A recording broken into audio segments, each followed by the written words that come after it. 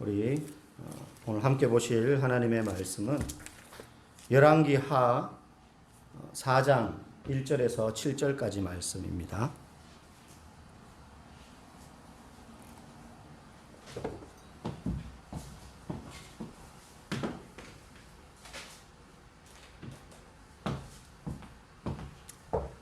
열왕기하 4장 1절에서 7절 말씀.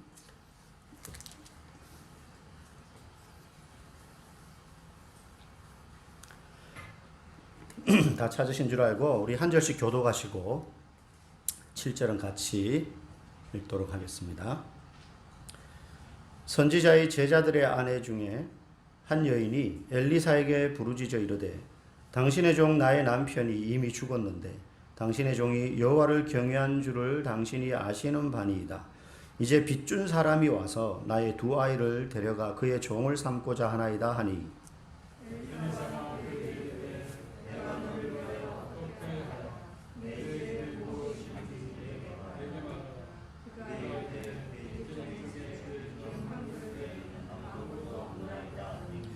이르되 너는 밖에 나가서 모든 이웃에게 그릇을 빌리라. 빈 그릇을 빌리되 조금 빌리지 말고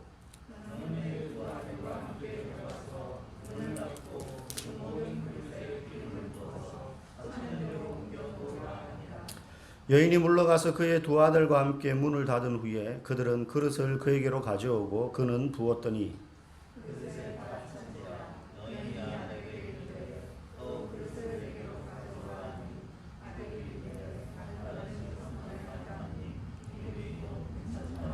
그 여인이 하나님의 사람에게 나아가서 말하니 그가 이르되 너는 가서 기름을 팔아 빚을 갚고 남은 것으로 너와 네 두 아들이 생활하라 하였더라. 아멘. 우리 먼저 좌우 앞뒤 보시면서 한번 인사 나누겠습니다. 반갑습니다. 한 주간 잘 지내셨습니까? 네, 반갑습니다. 봄이 계절의 여왕이라고 하는데 저는 요즘이 참 계절의 여왕이 아닌가 하는 생각이 들 정도로 쾌청하고 또 맑고 또 상쾌한 것 같습니다. 개인적으로 더위를 많이 타다 보니까 이렇게 좀 약간 선선하고 춥다 싶은 느낌이 저는 되게 좋거든요. 전 지금 앞에 선풍기를 틀었어요. 그래서 저 혼자 더워가지고. 오늘 함께 나눌 말씀의 제목은 1만큼의 노력입니다. 1만큼의 노력. 1. 아마 여러분들이 오늘 읽은 본문 말씀은 생소하신 분들이 좀 있을 것 같습니다. 엘리사라는 선지자가 있었는데 그 선지자 밑에 여러 명의 제자들이 있었습니다.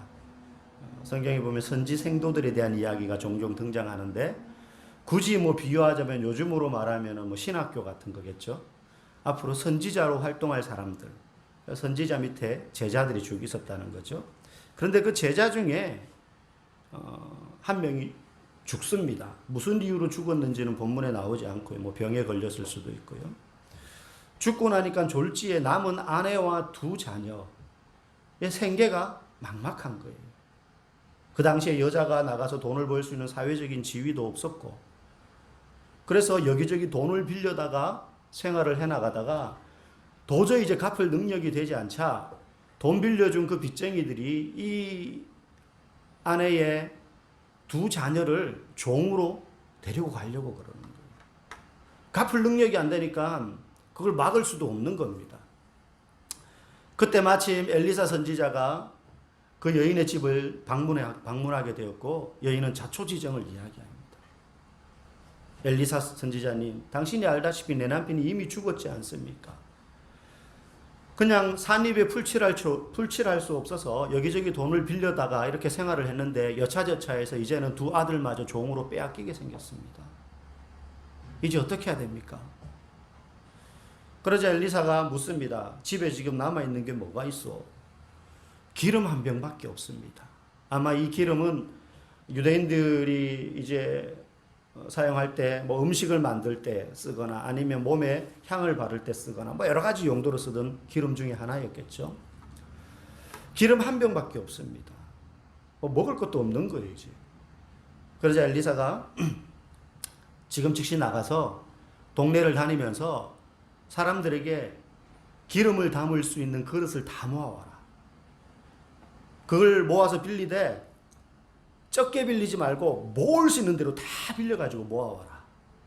그래가지고는 두 아들과 함께 이 엄마가 가서 다 빌려옵니다. 그래가지고는 다 빌려왔는데, 그러자 선지자가 너 이걸 쫙 깔아놓고 들어가서 문을 닫아라. 그리고 나서 선지자가 그 남은 기름병, 한 병 남았다는 그 집의 기름병을 그 그릇에 붓기 시작하는데 그 그릇이 다 찰 때까지 기름이 그치지 않는 거예요. 마치 오병이어의 기적처럼. 그래가지고 이제 다 부었어요. 그래서 선지자가 야 그릇 더 없냐? 그러니까 이게 답니다. 그러니까 이제 기름이 다 그치는 거예요. 더 이상 나오지 않는 겁니다. 기적이 일어난 거죠. 이제 이 기름으로 뭐 합니까? 선지자가 말합니다. 이 기름 가지고 나가서 팔아라. 그럼 돈이 되겠죠? 그걸로 빚을 갚아라. 빚을 갚고 그리고 생활을 하게 되었다 하는 이야기가 오늘 본문의 이야기입니다. 여러분, 이 이야기를 읽으면서 드는 의문 하나가 있지 않습니까? 우리가 성경에 어떤 비유나 예화나 사건을 읽을 때에 긍정적인 방식의 우리의 신앙의 밑거름과 도움이 되고자 하는 방향의 의문을 품는 것이 신앙 성장에 있어서 굉장히 중요합니다. 저는 이런 의문이 들었어요. 하나님 이상하다.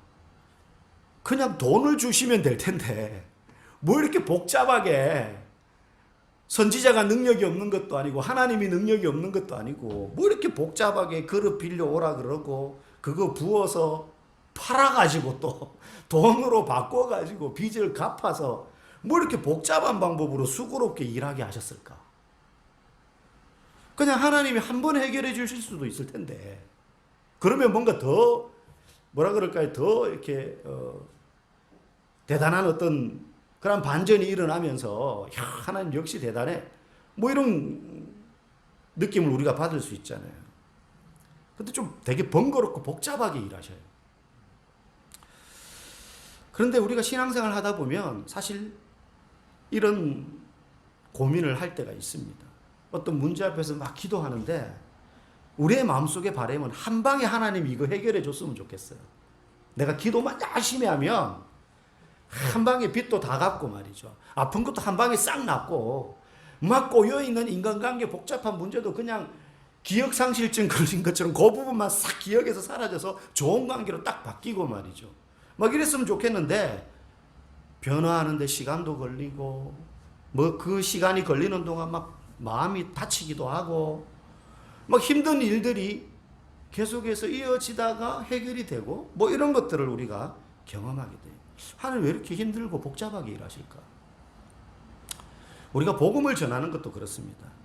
해보신 분은 알지만 한 사람 전도한다는 게 결코 쉬운 일이 아닙니다. 결코 쉬운 일이 아니에요.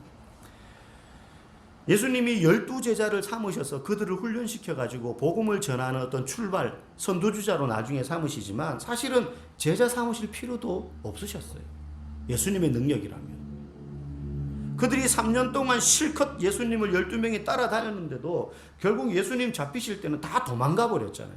나중에 결국에 사명을 감당하게 되지만 굳이 그 3년이라는 시간 동안 이 배반하고 그 중에 한 놈은 예수님을 팔아먹고 뭐 굳이 그렇게 애쓸 필요도 없이 예수님이 그냥 직접 복음 전하면 암만 못해도 12명보다 더 잘하실 거란 말이죠. 예수님 능력으로도 충분히 더 잘하실 수 있었는데도 그 12명을 굳이 끝까지 세워요. 그리고 승천하시면서 그들에게 교회를 맡깁니다.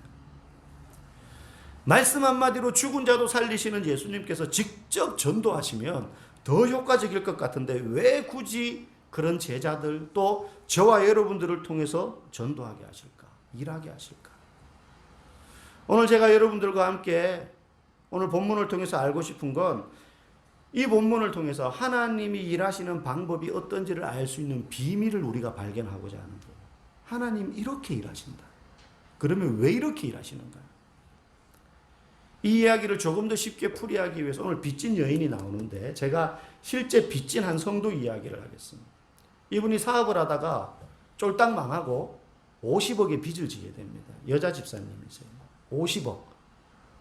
5천만 원도 큰데 5억도 아니고 50억을 빚을 진 거예요. 할 게 기도밖에 없어요. 아무것도 없어요. 그 정도 빚지고 나면 의욕이 다 없어지거든요. 몸이 건강해도 내 몸 건강하니까는 이래서 갚아야지. 한 5천만 원이면 그럴 생각이 드는데 50억이면 엄두도 안 나잖아요. 다 포기하거든요. 그냥. 기도합니다. 하나님 어떻게 해야 됩니까? 제가 간단히 말해서 이렇게 했지만 이분은 막 가슴을 찢으며 자기의 인생을 내어놓고 이제 기도했던 거예요. 하나님, 차라리 그냥 죽었으면 좋겠습니다. 막 이런 마음인 거죠. 그런데 기도하는 중에 어느 날 아무리 기도해도 뭐 없는 거예요. 아무런 응답이. 뭐가 없어요. 어떻게 해라 마라. 성경을 읽어도 모르겠고. 그러다가 기도하던 중에 하나님이 머릿속에 3가지 방법을 가르쳐 주시는 거예요. 딱 떠올라요. 빚 갚는 전략 1, 2, 3 다 가르쳐 주는 거예요. 빚 갚는 전략. 내가 이제부터 50억의 빚을 갚는 방법을 가르쳐 주겠다. 첫 번째, 오늘부터 더 이상 절대 빚을 내지 마라. 10원 한 장도. 차라리 굶어 죽더라도 빚은 내지 마라. 두 번째, 당장 오늘부터 작은 돈이라도 빚을 갚기 시작해라. 세 번째, 빚 갚는 프로젝트를 포함한 예산안을 작성해라. 그런데 첫 번째와 세 번째는 너무 쉬워요. 어차피 더 이상 누구한테 돈을 빌리지도 못해요. 이제 빚 꿀 방법도 없는 거 이제. 세 번째는 빚 갚는 프로젝트를 포함한 예산안을 작성하라 그러는데 작성할 예산이 없어요. 그냥 쓰면 되지만 실제 그런 돈이 없으니까. 그런데 두 번째가 문제였어요. 당장 오늘부터 작은 돈이라도 빚을 갚아라. 첫 번째, 두 번째는 뭐 그냥 쉬워요. 쓰면 되니까. 돈 안 드니까. 근데 작은 돈이라도 당장 빚을 갚아야 되는데 그건 돈이 있어야 되잖아요. 자기가 50억의 빚 중에 가장 우선적으로 빚을 갚아야 될 순서대로 이름을 쭉 적고 이 사람한테 얼마를 갚아야 되고 얼마를 갚아야 되고 그걸 쫙 목록을 썼는데 빚 갚아야 될 프로젝트 중에 제일 먼저 갚아야 될 빚이 6억이에요. 6억. 그 한 사람에게. 1번 주자에게. 그래가지고 그 빚 갚기 위한 프로젝트 예산안을 만들어 놓고 목록, 예산안이 뭐 딴 게 있습니까? 그 목록자 놓는 거예요. 내가 빚진 사람, 갚아야 될 사람. 그래서 그걸 딱 성경책에 올려놓고 하나님 어떻게 갚죠? 오늘부터 갚으라 그랬는데 어떻게 갚죠? 6억 어떡합니까?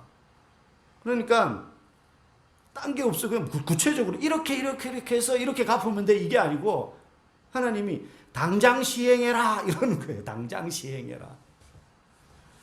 그래가지고 주머니 뭐 집을 다 뒤졌는데 수중에 있는 돈은 단돈 10,000원 한 장밖에 없어요. 그래가지고 하나님 지금 10,000원밖에 없는데요. 그 예산안 종이를 딱 올려놓고 10,000원을 딱 펴놓고 하나님 이거밖에 없는데 어떻게 6억을 갚습니까? 상식적으로 납득이 안 되는 거죠.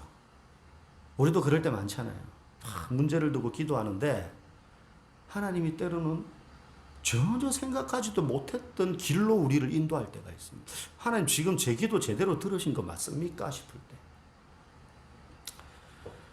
하나님 분명히 10,000원밖에 없는데요 라고 말했는데도 당장 시행해라. 당장 6억을 갚아라. 그러니까 말이 안 되니까 순종하기가 어려워서 이분은 계속 또 기도하는 거예요. 뭐 어떻게 해요? 어떻게 갚으라는 겁니까? 뭘 이렇게 방법을 가르쳐 주세요. 갚을 수 있는 돈을 확 주시든지. 그런데 계속 들리는 말씀이 지금 당장 가라는 거예요. 지금 당장 빚을 갚아야 된다. 그러면서 성경에 있는 한 구절이 딱 떠오르는데 사냥꾼의 손에 걸린 노루와 같이 그물망에 걸린 새처럼 목숨을 걸고 너 그 빚에서 탈출해야 된다. 그래서 눈 딱 감고 그 6억을 갚아야 될 사장님에게 전화를 했습니다. 오늘 빚을 갚으러 가겠습니다. 그리고는 흰 봉투에 10,000원을 탁 넣어가지고 안주머니에 넣고 찾아갔어요. 갔더니 이 사장님이 잔치상을 차려놓은 거예요. 빚 갚으러 왔으니까. 잔치상을 차려놨는데 음식이 목으로 넘어갑니까? 못 먹는 거예요 거의. 그래가지고 먹는 둥 마는 둥 막 그냥 가시방석에 앉은 채로 식사가 끝나고 나니까 또 과일과 커피와 디저트를 다 내놓는 거예요. 그래가지고 뭐 그렇게 이 사람은 그냥 듣기만 하고 가만히 이제 빚을 갚을 시간이 왔어요. 딱 봉투를 꺼내가지고 그 사람 앞에 딱 주는데 이 집사님 막 죽고 싶은 심정인 거예요. 딱 내는. 이 사람은 한 1억쯤 든 봉투겠지 싶어가지고 이제 기분 좋게 건네받아가지고는 후 불어가지고 보니까 10,000원짜리 한 장이 달랑 들어있는 거예요. 어떻겠습니까? 여러분 같으면. 그런 사람이 찾아왔는데 6억 나한테 빚이 있는데 들고 10,000원짜리 넣어가지고 주면 뭐라 그러겠어요, 여러분들? 아니, 이 여자가 지금 누굴 놀리라 이러면서 그 돈 봉투를 구겨가지고 땅바닥에 팍 패대기를 친 거예요. 당연하겠죠. 당연하겠죠. 그러니까 이 집사님이 그 자리에서 미안해가지고 무릎을 꿇고는 막 손으로 빌면서 구겨진 그 돈 봉투 10,000원짜리를 들고 다시 막 펴가지고 울면서 막 이렇게 주면서 말했어요. 사장님, 정말 죄송해요. 정말 죄송합니다. 그런데 제가 지금 10,000원밖에 없습니다. 10,000원. 이게 제 전 재산입니다. 오늘 이거 받아주시고요. 제가 다음에 올 때도 제 전 재산을 가지고 오겠습니다. 사장님의 빚을 최선을 다해서 갚겠습니다. 그러면서 막 여신 고개를 막 숙이고 손으로 빌었어요. 그러니까 사장님이 그 모습에 감동받아가지고 안아준 게 아니고 더 불같이 화를 내시며 야 이년아 당장 내 집에서 꺼져 그러면서 소리를 지른 거예요. 이 여자가 미쳤나 이러면서.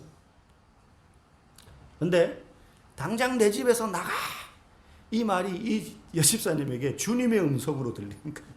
그렇게 고마울 수가 없는 거예요. 내 빚 다 갚을 때까지 이 집에서 한 발자국도 나가지 마 그러면 어떡하겠어요? 당장 내 집에서 나가 그러니까 너무 기분이 좋아가지고 네 그러면서 막 도망을 간 거예요. 자존심도 안 상하는 거예요. 자존심도. 두들겨 맞지 않은 것만 해도 다행이고 경찰한테 고소 안 당한 것만 해도 다행이다 이 생각으로 뛰어나왔어요. 막 도망 오는데 주님이 격려해 주는 음성이 들립니다. 김 집사야 잘했어. 잘했어. 너 잘하고 있다. 너는 자연세계 안에서 최선을 다해라. 그러면 내가 초자연 세계에서 재물을 움직일 것이다. 내가 너를 도울 것이다. 포기하지 마라. 뭔가 뭐 대단한 생산적인 일을 하는데 포기하지 마라 그러면 좋겠는데 이 상황에서 포기하지 마라. 끝까지 빚을 갚아라. 한편으로 하나님 대신 좀 뭔가 기적을 일으켜서 한 방에 갚아주시면 좋겠는데 그런 생각도 들지만 한편으로 또 격려가 되는 거예요. 그 말씀. 뭔가 하나님이 뭔가 계획이 있는 것 같아. 뭔지는 모르겠지만. 그 이후에 이 집사님은 돈이 생길 때마다 돈을 들고 갔습니다. 계속 들고 갔어요. 10,000원이 생기면 10,000원을 봉투에 넣어서 가져가고 10만 원이 생기면 10만 원을 넣어서 가져가고 50만 원이 생기면 50만 원을 봉투에 넣어서 가져갔어요. 본인도 열심히 일했죠. 빚을 갚기 위해서. 딴 거는 인생의 목적이 없어. 오직 빚 갚는 게 목적이에요. 하나님 그렇게 탈출하라 그랬으니까. 그렇게 계속해서 돈을 가져가니까 어느 날 짜증난 그 사장님이 화를 내면서 한 달에 한 번만 모아가지고 가지고 오세요. 이렇게 이야기하는 거예요. 10,000원, 50,000원 막 이렇게 가져가니까 짜증나가지고 매일 오니까. 그러거나 말거나 이 집사님은 매일 갔어요. 돈 생길 때마다. 왜냐하면 돈이 모이면 쓸 것 같았어요. 그런 거 있잖아요. 빚을 졌는데도 내가 쓰고 싶은 게 있잖아요. 갚는 건 그 다음이고. 근데 하나님이 탈출하라 그랬거든요. 모이면 쓸 것 같아서 계속 간 거예요. 그렇게 3억 원을 갚았어요. 그렇게. 아마 모아서 가져가고 내가 나중에 돈 좀 더 모아서 살만하면 갚아 이랬으면 1억도 못 갚았을 거예요. 그렇게 3억을 갚자 기적이 일어납니다. 그 사장님이 이 집사님의 행동에 감동해서 나머지 3억의 빚을 탕감해 줬어요. 현실에서 있을 수 없는 일이죠. 그렇게 빚을 10,000원부터 갚기 시작해 가지고요. 이 여집사님이 4년 반 만에 50억의 빚을 다 갚았습니다. 4년 반 만에 50억의 빚을 다 갚았어요. 이 얘기를 듣고 아마 여러분 중에 이런 생각이 들 수 있습니다. 아니, 하나님 참 희한하다. 그냥 한 방에 다 갚을 수 있도록 뭔가 능력을 베풀어 주시거나 그럴 것 같으면 처음부터 이 사람의 마음을, 이 사장님의 마음을 감동시켜 주셔가지고 다 탕감받게 하시거나 뭐 그런 능력이 없는 것도 아닌데 하나님 그렇게 하시면 되지. 뭐 이렇게 고생스럽게 매일 요거도 먹으면서 빚 갚게 하시나. 그것도 4년 반이나 걸리더라고요. 여기에 하나님이 일하시는 비밀이 있습니다. 여러분 수학 공식을 하나 말씀드릴게요. 여러분 0 곱하기 1억은 얼마입니까? 0 곱하기 1억. 1억이라고 하시면 큰일 나요. 0이죠, 0. 0에다가 1억을 곱하든 100억을 곱하든 0입니다. 무슨 말이냐?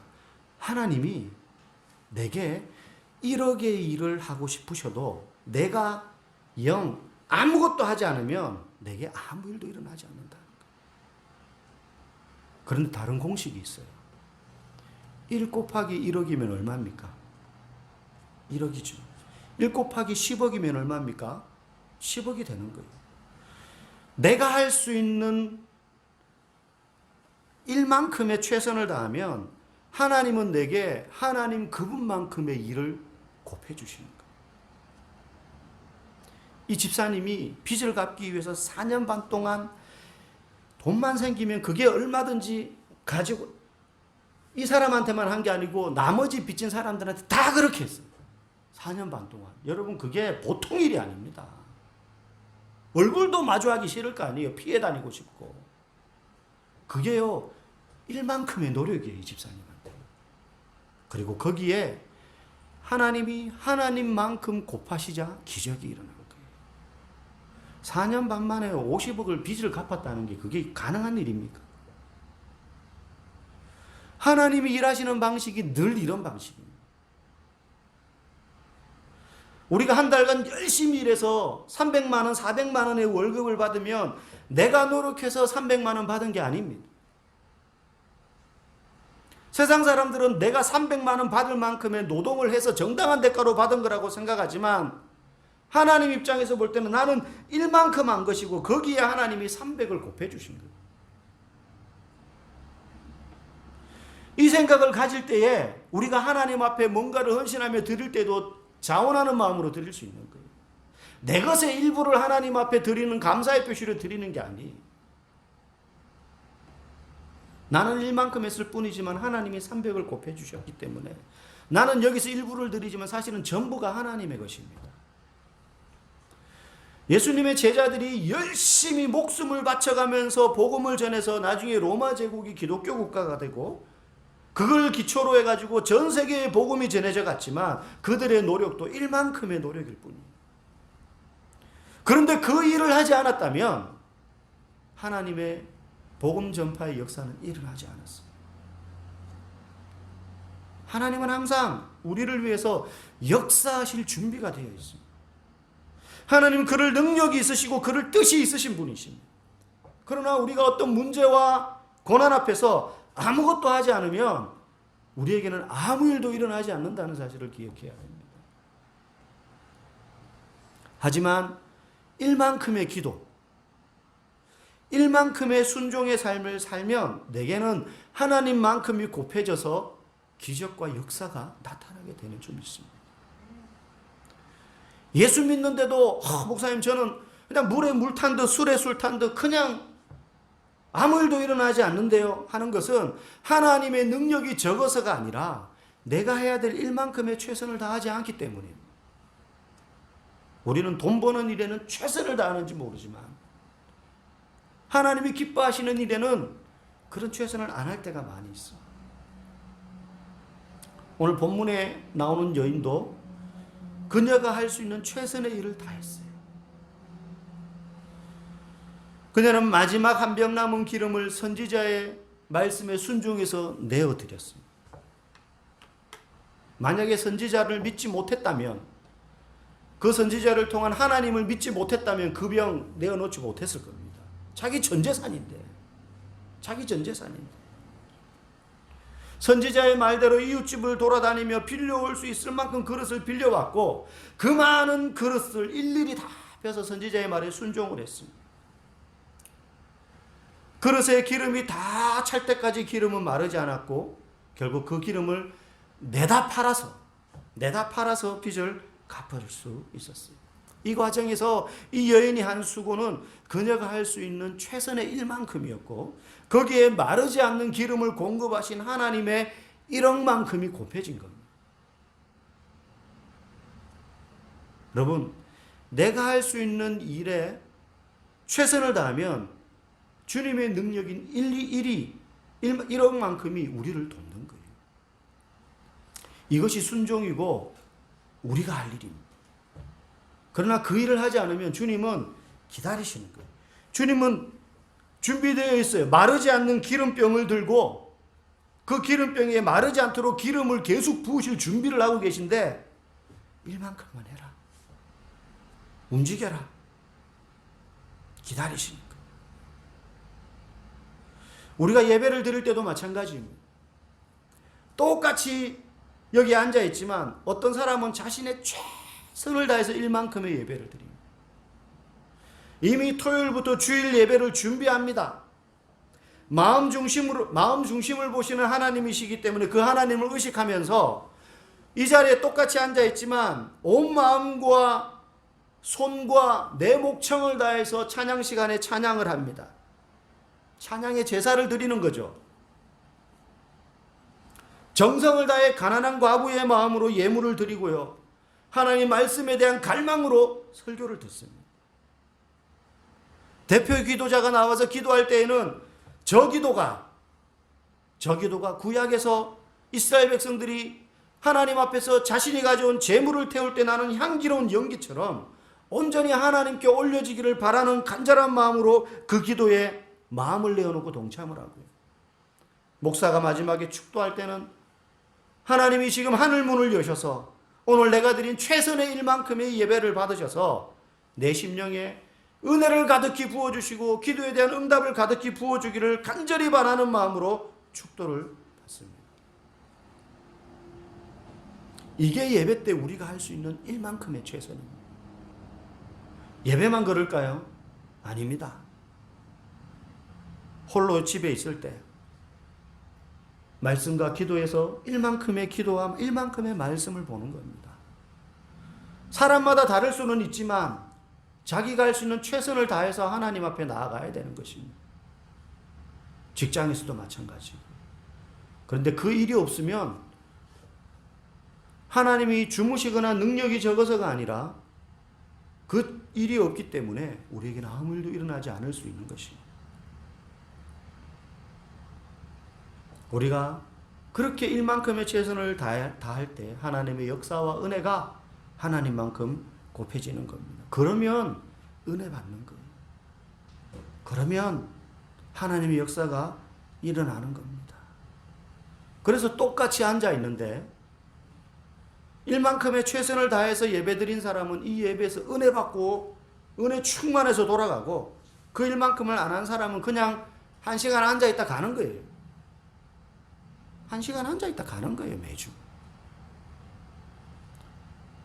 하나님 저와 여러분에게 아브라함처럼 막 자기 아들 이삭을 바치는 것처럼 우리 솔로몬이 1000번제를 드린 것처럼 여러분 다 그렇게 할 수 없어요. 모두에게 아브라함처럼 요구한 게 아닙니다. 모두에게 솔로몬처럼 그런 1000번제 1000마리의 짐승을 양을 갖다 바치는 그런 번제를 모두에게 요구하시지 않습니다. 모두에게 요구하는 건 일만큼의 최선입니다. 저와 여러분 그 일만큼의 최선을 하나님은 우리에게서 보기를 원하십니다. 그렇게 한 사람에게 하나님이 역사하실 것을 기대하는 마음이 부어지고요. 그럼 우리의 마음이 간절함으로 주님 앞에 올려드려지는 거예요. 일만큼 최선을 다했다는 것, 내 삶에 하나님이 역사하시기를 믿고 기대하는 간절함이 있다는 뜻이에요. 그걸 안 하는 사람은 그런 간절함조차 없는 거예요. 예수 믿는 사람이 그런 간절함조차 없으면 사실은 예수 믿는 의미가 없는 거 아니겠습니까? 저와 여러분 모두가 그렇게 일만큼 성경을 읽으십시다. 그렇게 일만큼 기도하고요. 일만큼 순종하고 복음 전함으로 하나님만큼의 역사와 은혜가 여러분의 삶에 부어지기를 주님의 이름으로 간절히 축복합니다. 기도하겠습니다.